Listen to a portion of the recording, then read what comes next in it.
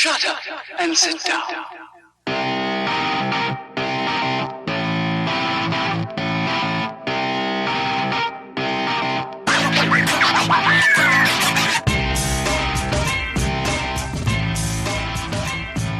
What's up, everybody? Welcome to the KF Podcast. This is a very special edition. I want to say thank you for listening. If you just found us on the interwebs, check us out at kfpodcast.com, at the KF Podcast, and all your social media needs, and then find us at the KF Podcast on your favorite podcasting streaming app, Stitcher, SoundCloud, Spotify, iTunes. We're everywhere. So I'm going to kick this over to Dawn. All right. So special episode today for everybody, for our listeners. We have our first celebrity interview. It only took us 4 long years for anybody to give a shit to come and talk to us. So we're very privileged. I don't give a shit to come most of the time. So. Yeah, that's true. Sometimes you don't even care either, but you're not special. We have all the way you live in New York, right? In New York, yeah. We have Natasha Coppola-Shalom. Did I get that right? You did get that right. Okay, so I'm going to read your credits that I got all the way from IMDb. So if any of this stuff's wrong, it's not my fault. It's totally Dawn's fault. It is. So, Natasha stars in the upcoming new hyper-action fantasy miniseries, Chrome. Chrome is streaming on Amazon Prime, Apple TV, Netflix, and most other major platforms starting on May 30th. Is it out there at all to anybody else yet, or is it still waiting for May 30th? It's May 30th. May 30th. Okay, it's directed by Mr. Timothy Hines, who helped set this interview up. Some of the stuff she's best known for, playing Bella in the award-winning film Glitzy. Okay, I like how you said that. Italian for the uncles. Oh, okay, for the uncles. All right, I did see that out there. I'm sort of Italian. I should have known that. Not really, though. He's not Italian. She is a series regular on the Amazon series New Dogs, Old Tricks. Appears in a Sony film What Happened Last Night, Vertical's Rich Boy, Rich Girl, and stars as Maddie Merritt in The Underachievers. Her film Extra Innings won Best Feature Film at the 2019 Manhattan Film Festival. Was that all correct? Yes, that is all correct. So welcome, Natasha. Ooh. We're very pleased to have you. This is very exciting for us. Yeah, I'm really happy to be here. Thank so you. How are you? How have you been? I'm good. I'm excited about Chrome. Okay. This has been everything has been really, really exciting. So you're living in New York, right? Yes. How are you, first of all, with all this stuff going on in the world? Are you hanging in there? Are you in quarantine? I'm quarantined. I'm okay. It's just me and my dog. Okay. Who's there? Okay. No, I'm good. I actually tested positive for antibodies. Oh, really? Okay. Yeah, so I think I had it. Wow. But I'm fine. I'm healthy. My family's healthy. Were you ever sick? Really sick at any point? I was really, really sick in January. Oh, okay. So I'm pretty sure I had it then. I was actually doing a play with Austin Pendleton at the time. Oh, okay. So I was in rehearsals just trying not to touch anybody. Wow. And now I know what it was. So, but yeah, wow. It was really bad. Thank God you're okay. Yeah, and more actually, I feel, thank God, the people around me are okay, because if I get to my parents, or my neighbors, so. Yeah. Wow, that's crazy. So is it like pretty calm in your area now, or are things still pretty like intense where you're at?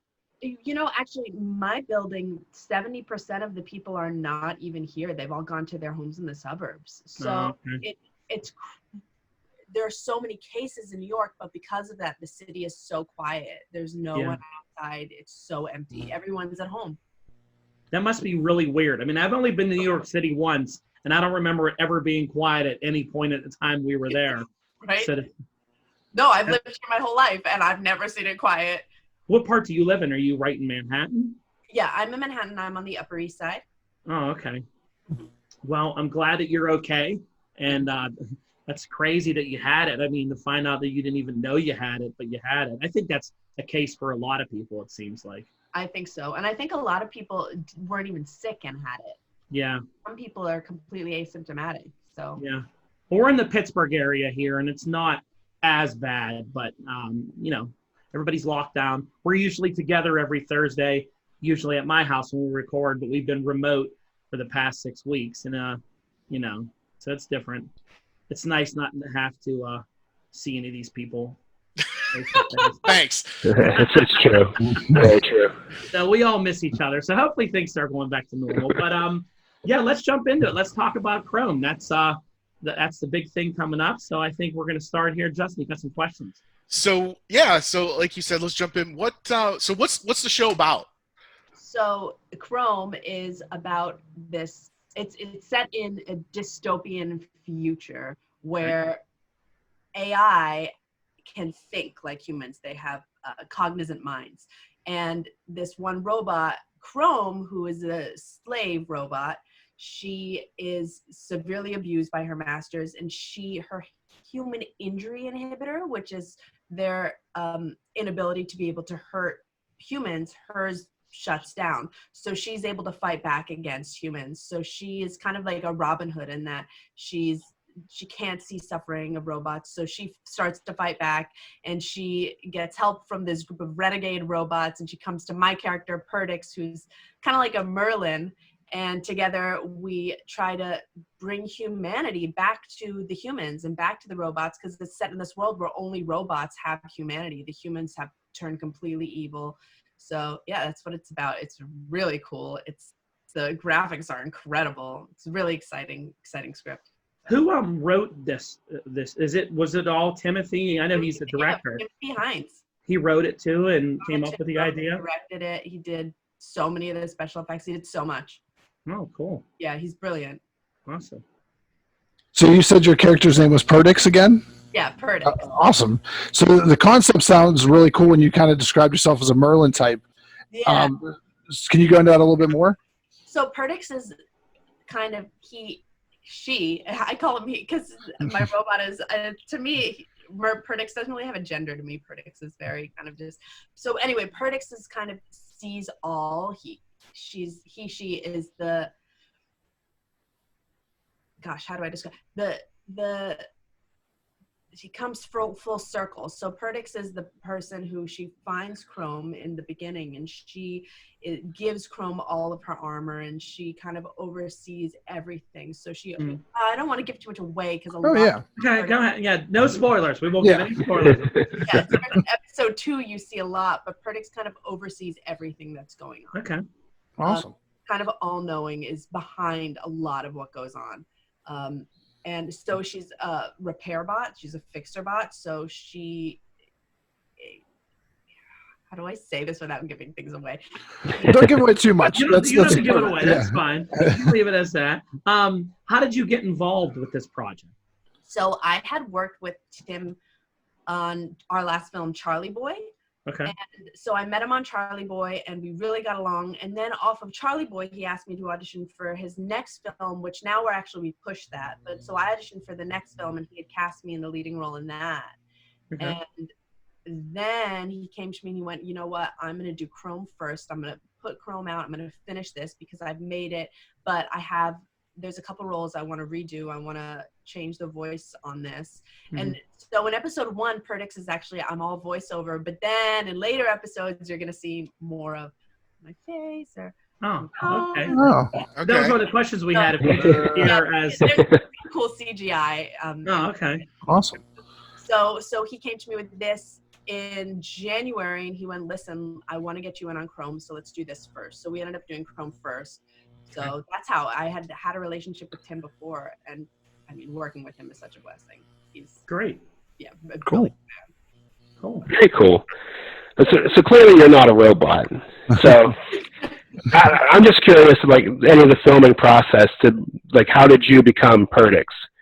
Can you give us any behind the scenes info on some of the special effects and all that?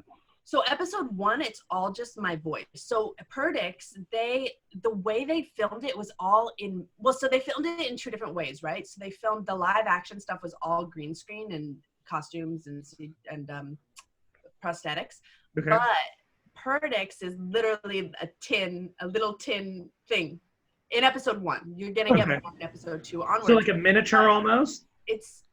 So they shot everything in miniatures. So Perdix was just like this little miniature thing. They did a 1/6 of the size. So they spent a year shooting the whole thing in miniatures. So Perdix, wow. Yeah, but so in the future, we're going to do some prosthetics and some CGI, so they'll put the dots on my face. So you'll see more of my actual face. Mm-hmm. Verdict. So that will be really cool. Okay. Nice. Yeah. How many That's episodes? the process. Get some makeup person in, get the prosthetics, and then put the CGI, and then they somehow superimpose whatever I'm doing onto this robot that already exists. Oh, Wow. Yeah. You don't hear too many people working with miniatures these days, so that's pretty cool. I saw a little bit of that on his website, how he was filming it with a camera close up and everything. Looked pretty cool. Yeah, the one action sequence, I think they were destroying a building or something. The miniature was it's pretty impressive. Well, part of his idea behind doing the miniatures, instead of just doing everything special effects on the computer, is that he wanted to keep the physics of the real world in the piece. Because when you go on the computer, you can make it so far away from what actually exists, and a way to kind of keep it grounded in some sort of reality was the same laws of physics apply when you're using miniatures. So even, if you are using spaceships, etc., they're still going to move in the same way that they would move on Earth, because they're still responding to the same gravity. So that was a big part of, I think, why he used the miniatures, and I found that fascinating. Yeah, that sounds great. Yeah. Great. How many episodes is it? Five. And so there's going to be a new episode every 3 months. Oh, every Oh, cool. Perfect. Have you filmed all the episodes or just a couple? So yes and no. So my part has only been done for episode 1, but the bulk of all the miniature work and all the principal photography has been done on episodes 1, on the whole thing. Okay. So it's the prosthetic stuff and the CGI stuff, the adding of the faces to certain robots and the voiceover stuff, that's going to be done. And I think, and there's some extra special effects tweaking that they're going to do, but the principal photography is finished. That's good. I wonder, did the pandemic push any of these dates back like it did for other productions and things going on? No, because thank God the principal photography was finished. So everything where you needed a bunch of people together is all done. Okay, that's good. So especially even if it ends up having to stay all voiceover, we can do that from where we are. Yeah. That's good. So, good. yeah. So we're very lucky. All right, cool. Justin, you got one more here? So you said that it's a little bit different. When we heard miniseries, we were thinking more as the series, as a regular TV series that comes out today. So, but with episodes coming, you said every 3 months. Yeah. Are there plans for more than 5 episodes, or is like a second season, or is this just the miniseries? Yeah. So it's the miniseries is 5 episodes, and then there are talks of a second season. Okay. Awesome. Yeah. And who is playing the main character, Crone? Her name is Katie Erin Tomlinson. I've actually never met her. Oh, really? But her work is great. Her work is great, and she's badass. So, yeah. Do you know anybody else that stars in the role? Any other friends or coworkers? I do, yeah. Dave Morrissey Jr. He plays another robot, Nal, who's Perdix's best friend, actually. And it's nice. Dave and I are actually very close. Dave is how I met Tim. So he was already working on Charlie Boy. Okay. It was a total fluke. Their actress just dropped out last minute, and he called me and he went, "What are you doing right now? Can you come to set?" And I went, "Of course I can come to set." So of course I can come to a film. Are you kidding? Yeah.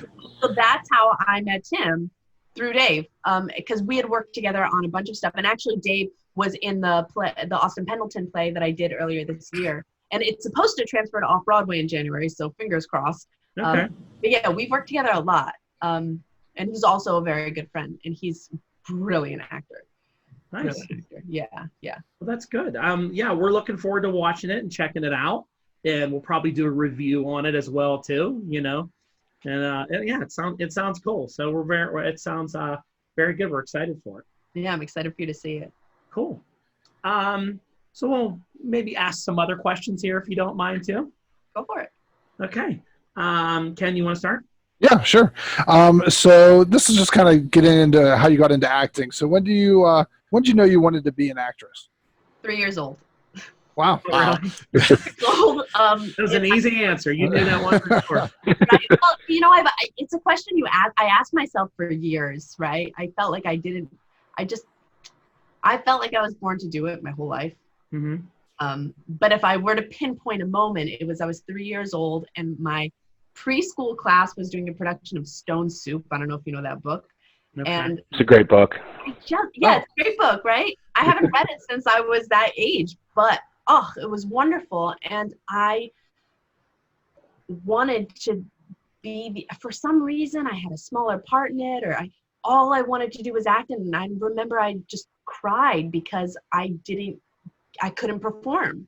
I couldn't do as much as I wanted to do. And that for me, like, at such a young age, it was all I wanted. So that was when I knew I wanted it so badly. But honestly, it would just break my heart to do anything else. So yeah, I've always just felt I was born to do it, which makes you knew at 3. You're basically born to do it. And you're doing it, so that's what's great. That's awesome. Yeah, so where did you get your acting training? Like, where did you study? How was that kind of process to kind of getting into it? So just growing up, I used to do Shakespeare in England over the summers. I went to this program, the American School in England, TASIS, and I did Twelfth Night and Midsummer and As You Like It there. And then I went to the High School Performing Arts, but I actually went there for singing. But I did some musical theater there, and then, plays in camp and plays in school. But then I went and got my real training. I went to 2 different drama schools in England. So I started at the Bristol Vic Theatre School, and then I went to the Royal Central School of Speech and Drama, which is where Judi Dench went, Kit Harington went, Andy Garland. Wow. Yeah. So, and the training was unbelievable. A truly remarkable training. So that's where I trained, and then out of there, I graduated and got my agent. So. Wow, that's amazing. Yeah. Very cool. Kit Harington went there. Mr. Jon Snow himself. He graduated the year before I started. Asked him for a role in Game of Thrones. Oh, wouldn't I have loved that? My dream, honestly, the only way I'll ever get my boobs out is to play Daenerys Part 2. And that's a quote. That's a headline quote right there. That's amazing. Yeah, it depends what role you get on Game of Thrones. Like, some roles are much more glamorous than some of the other roles that have been on there. Well, yes, that's true. They are shooting some prequels to it, so I know. That would be great. That would be a dream come true. Are you kidding me? Yeah. What do you got, Brock? What was your first role? Abu in Aladdin. Oh yeah. In Club Med, I was. Aside from when I was 2 and 5 years old, but that I was 7. There you go. Does that count? Yeah, it counts. Yeah, absolutely. Professional or non-professional? Well, what was you give us one of each. What was your first, you said so non-professional was Abu in Aladdin, and I wanted to play Abu. I love monkeys. I'm like a little spirit animal, so I really wanted to play Abu. And then my first professional role was Bella in Glitzy, which you read about from my IMDb profile. And that was a film that we shot in Tuscany on top of a mountain, and it won a bunch of awards. Wow. Incredible, beautiful film. It was a silent film. Yeah. It's a great way to start. Yeah, it was great. In Tuscany. Wow, that's nice. Tuscany, incredible. And that was my first role. How old were you in that role? 22. 22. Oh, okay. Wow. Awesome. Yeah. All right. What has been your favorite project you've worked on so far? So I did this film called Nach der Dämonen, and it's a shame because it was such a great script and so many talented people working on it, but it didn't really go anywhere. But it was based on a true story, and it's still happening now, I think, where there was a Mennonite community where the children and the women and the children, like the boys and girls, were both getting raped in their sleep. So a bunch of the men would come in with gas canisters of cow tranquilizer, drug them, rape them, and because they don't live with any technology or anything, there was kind of no way to figure out what was going on. So the people thought that they were being attacked by demons in their sleep. Oh, wow. There was no intervention for 3 years. and it started back in 2007, something ridiculous. So now they're, I mean, like 3-year-old girls, 80-year-old women, that horrible, horrible. So I did a film, they wrote a film based on this. And I think they caught a bunch of the men, they caught about a dozen men that were doing it. And they sent them to prison. But as of a couple years ago, it was still going on. I haven't checked up on it, but I'm surprised that didn't catch on. I mean, people find that kind of dark stuff very interesting, you know. Right. So that was a project that I just felt so blessed to work on, because I feel like a lot of the reason why acting is important is because we tell stories that need to get out there, that need to be told. So that was an amazing experience. I wish it had gotten out there more, because you know what a horrible story, but also you believe, but an important story. Right. People need to know about that kind of thing. Right. Wow, it's amazing. So what are some of your future projects past Chrome that you have coming up? So I have a couple things that I'm working on with Timothy Hines. One of them is I don't know if I'm allowed to say. Yeah, maybe you should. I don't know if I'm allowed to say, but aside from that, I was just cast in a comedy called Shoot from the Hip, and we're shooting that in August in Colorado. Okay. So that's fun. That's cute. It kind of takes place in this dream world. And then I have a great film that it's, you know, again with COVID, I don't know when we're shooting. It's called The Driver, and it's a mafia film about the guy who drives prostitutes from John to John, and I'm playing this drug-addicted prostitute named Chip. Oh, wow. And the main character starts to fall in love with me. It's a great script, so I'm really excited. Wow, that one. nice. Now it's going to shoot in Virginia.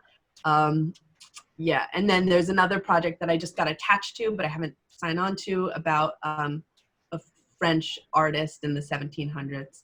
So that's, I don't know if I can say more about that one either, because I haven't done anything. But, no, like as an actress, like, do you go actively search for these roles? Does your agent know like what you like and what you're looking for? yeah, so it's a mixed bag, right? So I'll search for a lot. My agent sends me out for a lot. And then I have a lot of people that I've worked with before. So a lot of the work I've gotten recently has been through, I've met someone on a set, or I've worked with you in the past. So I've gotten a lot of offers over the past 2 years, which has been such a blessing, but I do audition a lot. I do search for things a lot, and my agent is great. So my agent and my manager both send me out. So, great. Yeah. Sorry, Justin, I couldn't follow the script. That was your question, and I just That's all right. That's all right. That's why I could never be an actor. I don't know how to read things that are right in front of me. I'm honestly shocked how well we've been doing so far. So as far as is the future of your career, what are some goals you have, even if they're like lofty, reach for the star stuff? What are some things you want to do? Well, I want to win an Oscar. Let's be real. I mean, that's what everybody wants to do, right? Right. I mean, for me, true success, and I think the thing that would make me happiest would be able to wake up every single day and go to work and be an actor. And that for me is the ultimate goal. If I could have that, I would be so happy. But would I like to win an Oscar? Yeah. And I also want to work forever. You know, I want to be able to work I want to have a career of longevity where I'm able to work until I decide I'm too old. Is there any roles like you're dying to play? Like, boy, I would really like to be on that show, work with this person. I would really like to be on Game of Thrones, the prequel. And what else? There are ideas of roles that I would like to play, right? Like I like to play really damaged characters. Mm-hmm. I find them fascinating. I find just people with pain to be, that as an actor is more of an interesting challenge. So it's not so much, would I love to work with Tom Hanks? Yeah. Do I want to work with Leonardo DiCaprio and smooch him? Yeah. Do I want to be in the next Star Wars? Of course. But there you go. Now you're talking our language. Star Wars. Right. You know, but yeah. I would love to be in a superhero film or in a Star Wars. I would love all of those things. But you know what? There's so much I would like to do. There's so much I would like to do, and there's so little that at this point in my career, I don't think I would say no to much because I'm just so excited to play as much as I can and to go to all these different places. But I find period pieces great. I find, you know, superhero, sci-fi, fantasy. I mean, fantasy is my favorite. If there's another Harry Potter thing, Harry Potter's a big one. So you like Harry Potter, you like Game of Thrones. Being that, you know, our show, we focus on, as our wives would call it, nerd stuff. Yeah. You know, that's what we get called. Are you a fan of like the MCU movies, like the Marvel movies? Yeah, I've seen most of the I've seen 90% of the Marvel movies. I like them a lot. Obviously, you would love to be in a Marvel movie then. Of course. Do you have a character you would like to play if they offered it to you in any Marvel, DC, any kind of movie, any kind of superhero character? You'd be like, I could really play that. Oh, I don't know. You know, I don't know. I've always liked Superman. Well, you could be but I'm not about to play Superman. So see, I think you look. I'm not gonna play him either. See, I think she would make, and guys, you can judge this. I think she'd be a good female Hawkeye for a Young Avengers movie. That's a good call. That would work, yeah. I'll take it. Yeah, the female Hawkeye, she has long dark hair. She's, you know, athletic and tough and a badass and good with shooting arrows at people. See? Takes over the whole. We're going to make it happen. We're going to call someone right now. Yeah. Can we do it? Who do we call? I don't know. You probably know more famous people than we do. Because our list of famous people that we know are you and you. So that's a pretty good list. It's a good start. So other than, like, you know, obviously acting is a big interest, what other interests do you have? What are some of the things that, you know, make you happy? Some of the stuff that you'd like to do? I like to climb. I go bouldering. I like to run. I like to dance. I like to do a lot of physical activity, clearly. I like to do Ken, which is Sudoku with math.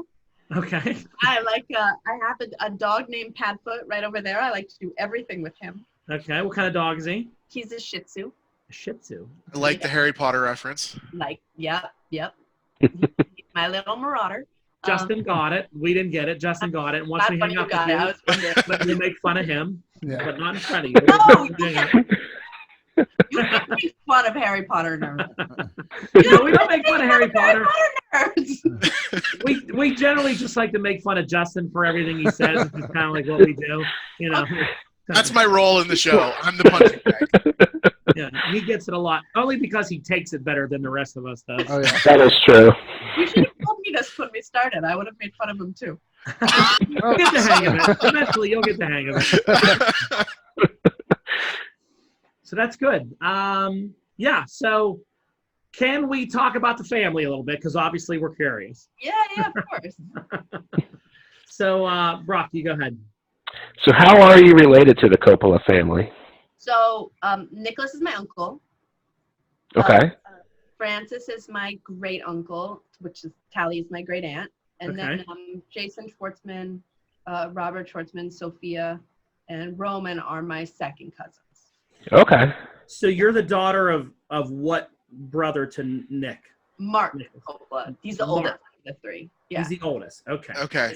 Is he an actor or director or? A little bit. So he's actually a disc jockey. He's on the radio. He's on 104.3 FM. He's on the radio all over the country. I mean, he's. Oh wow. Yeah, he's an incredible DJ, and he's, you know, well respected in that world. He's has the most beautiful voice. But he also acts. He had a part in The Bling Ring. He's had, you know, bits and pieces here and there. He worked a lot on Apocalypse Now. Okay. With my Uncle Francie. But yeah, he's in the industry. So. Awesome. Cool. He's an amazing, just a wonderful man. So growing up in this family with the, you know, the talent and everybody, did you have pressure to get into did you feel any pressure to get into the business, or like you said, you just kind of always wanted to do this? No, I didn't feel any pressure at all because I wanted it myself, you know. If anything, there was pressure not to do it. Okay. Because Oh, really? Yeah, because you know, you're in a family where here's actually a funny story. So growing up, my parents wanted me to have relationships with my family just as family members. So I didn't know at all that my family was in the industry until I was like 14 years old. So I was not allowed to see any of the movies. I didn't see The Godfather till I was 20. Oh, wow. So I developed relationships with my family as family. So, you know, I love my family, they're my family, but I didn't know at all. So there was there was no pressure in terms of that at all because I didn't even know. So Okay. one of my cousins later on, when I know the secret, and told me when I was in high school. Wow. So Yeah, pretty cool. So growing up, you didn't even know anything about like your Uncle Nick being in the movies or anything of that? No idea. No idea. Wow. And once I knew, they would take me to premieres once I knew, but yeah, I didn't know at all. He was just my Uncle Nicholas, you know? So when he was in Face Off, were you there? I didn't know. I didn't know. That's my favorite Nick Cage movie is Face Off. I love that movie so much. I mean, it's just such a funny premise for a movie, and he's so great in that movie. You know, that's so funny. You have like no clue, and you're like, oh yeah, you're in all these movies. I mean, there's still a couple that I haven't seen, and you know, I try to see them just because I want to support my family. But there's still a couple. There's so many. There's still some that I haven't seen. Well, yeah, he's made a lot of movies. I mean, you know, he was Ghost Rider, which was obviously movies that we liked and movies that we saw. What is he like, though? Is he pretty much the same as he is when? Yeah, he's quirky. I mean, he's just a wonderful man. He's really loving. He has a huge heart, big, huge. He's a heart of gold. He's hysterical. He's similar to what you would think. Quirky, hysterical, really funny. A lot of laughter growing up. But he's, you know, really kind, really generous, really, really, really loving. And a good guy. He's just a really good man. When I was younger and Nick Cage was supposed to be Superman, they were going to film it in Pittsburgh. And this was like the thing he was supposed to do. Who was the director of that, Ken? Was that like a Kevin Smith thing? Kevin Smith was signed on to direct at the beginning, and then I think the lineage of it is Kevin Smith wrote the script. The guy wanted to add a giant spider. You know, Kevin Smith signed up for it, and then that script kind of the Will Smith movie, Wild Wild West. And he was supposed to, and Nick was obviously supposed to play Superman, and they had him in like long hair. It was like Superman Returns. And I was delivering bagels, actually, in the city of Pittsburgh at the time. And I used to deliver to the building where they were going to make it Lex Luthor's, like, headquarters. And I was so excited because I was like, I'm going to meet Nick Cage, like, every day. Like, he's going to be in this building. And, like, they had it all ready for the movie. And I'm like, I can't wait. And they were like, oh, the movie's been canceled. And I was so devastated. They never made the movie, you know. I think they made a documentary about how this movie actually fell apart. But, he never got to play that role. There's screenshots of Nicolas Cage. And he's a Cage huge Superman fan, too, from what I understand. Oh, he loves comic books. Growing up in the house he had when we were growing up, in his dining room, he had all these first edition comic books all around the wall. Wow. I bet he had some good ones. Yeah. That's cool. That's awesome. Yeah, really cool. It's funny with him, like, because have you watched at all the Netflix series Tiger King? Okay, so here we go. That's the big rumor out there right now. We had to ask you. So, I'm gonna be totally honest with you.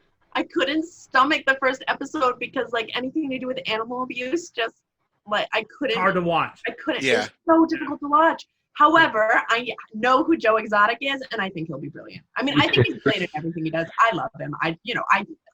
He does no wrong to me, but I think he'll be perfect. I think he's a perfect cast for it too. I mean, what an amazing opportunity.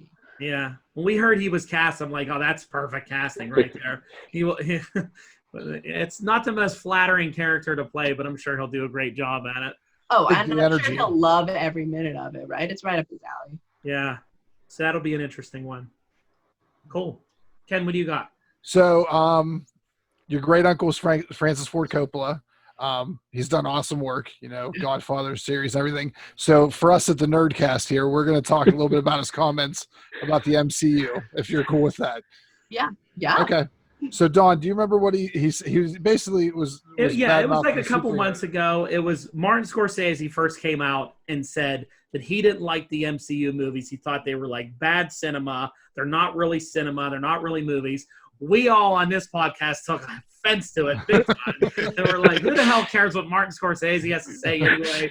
And then like a week later, it was like Francis Ford Coppola says he agrees. And we kind of got maybe a little mad at him on a podcast. So don't listen to our old shows, you know. But did you recall any of that? Do you remember him saying that? Do you remember this being? I don't honestly. Okay. Because my relation it's weird. My relationship with my family is personal and familial, so I try not to read news about them, honestly. I don't. Yeah. Well, I'm sure it's hard to avoid it sometimes when it comes. It is hard to avoid it sometimes, but yeah, I didn't see that. I'm sorry if he said that though. I like it. No, it's fine. I mean, we don't work for Disney, so it's fine. We don't work for Disney. It's not that big of a deal. It's all good.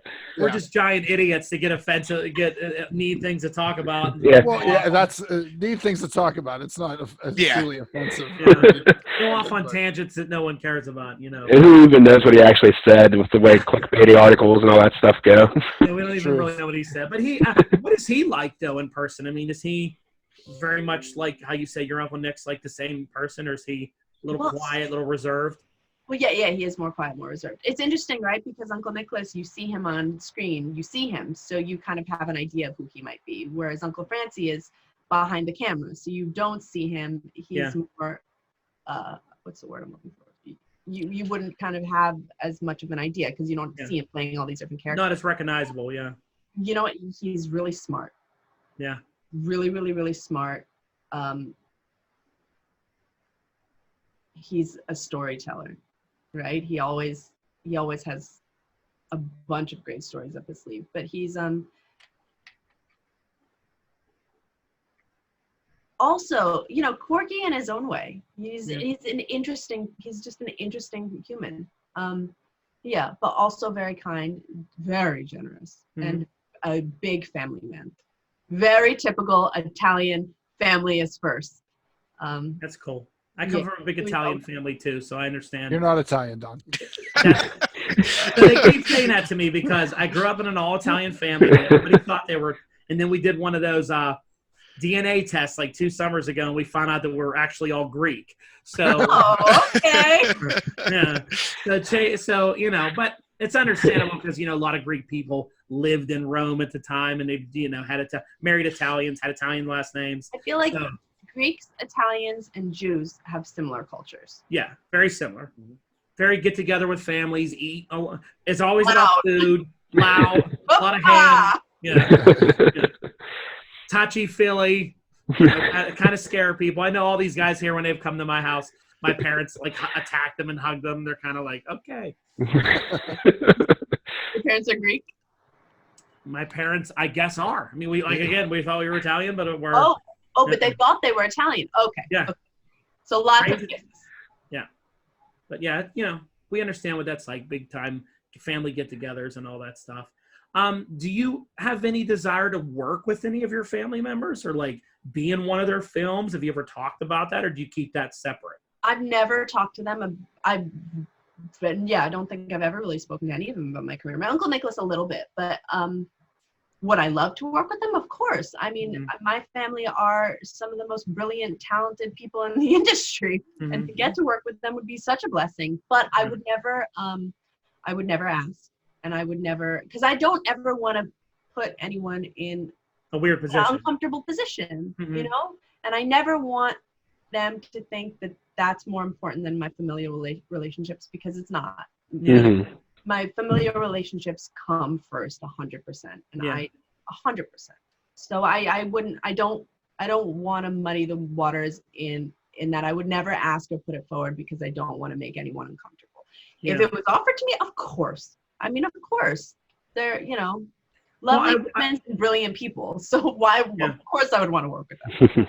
I wondered that because I know in every other normal job or normal route, who is a big thing. I mean, I got my first job working at a bank because my cousin worked there. if you know people that work at a store, they get you a job. So I was always curious that in the acting world, if that was strong too, like, oh, my niece is an actress, so I'm going to get her a role in my next movie, as a small role, get her started. Yeah, I think for a lot of people it is, but for me, I did it on my own. You seem very, very independent. Yeah. Yeah. Well, I'll tell you what, my sister was 13 years younger than me, so I grew up an only child, so I think that's partly why. I don't know, but yeah, no, I did it myself. A lot of people do have a lot of help. There is a lot of nepotism in the business, which is, if you have the talent, then fine, right, leg up is fine. But yeah, I did it myself, and I'm proud I did it myself. Good. Because the success I have now, I know, is because I've earned it. Mm-hmm. Right. It's a good attitude. Yeah. Is your sister an actress too, or does she have a desire? My sister's 16, so she have a she's desire. Really smart and really nerdy. She would she would love this podcast. Well, hopefully we gained a new listener. That's great. Yeah. Well, She's really into computers, so we'll see. I hope she becomes a computer scientist or makes video games or something awesome like that. Well, we like that stuff too. That's right up Justin's alley. He's our tech person. Yeah. Mm-hmm. Work in IT, play video games all the time. Probably too much. Right. You can tell because he's got the backing camera on the screen so far. This is a nice lighting from the four of us, at least. Awesome. Well, hey, it's been great talking to you. Yeah, it's been great for you. This has been a lot of fun. Again, Natasha's going to be in Chrome, streaming on Amazon Prime, Apple TV, Netflix, and all your other platforms where you could find it. Go look for it on May 30th. It's going to be awesome. We can't wait to see it. Hopefully, when it's out there, maybe you'll come back and join us again. We'll talk about it again. I would love to. I think that would be fun. This has been a pleasure. Is there anything? Is there anything you want to give out as far as like websites or where to follow you and any of that stuff? Yeah, if you want to follow me, my app on everything is Natasha Coppola-Shalom. So NATASHALOM. Perfect. Okay. Awesome. So go check her out. Where can you find some of your other work at? Is it on streaming too, or mostly YouTube, or? There's some on YouTube, some on Amazon. Yeah, I have a couple. My film Rich Boy, Rich Girl is on Amazon now. Yeah, I have a couple films on Amazon, a couple on YouTube. I have one that's still circuiting. Well, actually, it's not anymore. I had one that was still circuiting all the film festivals, but goes on. Yeah. Is that the show? Is that the Extra Innings one?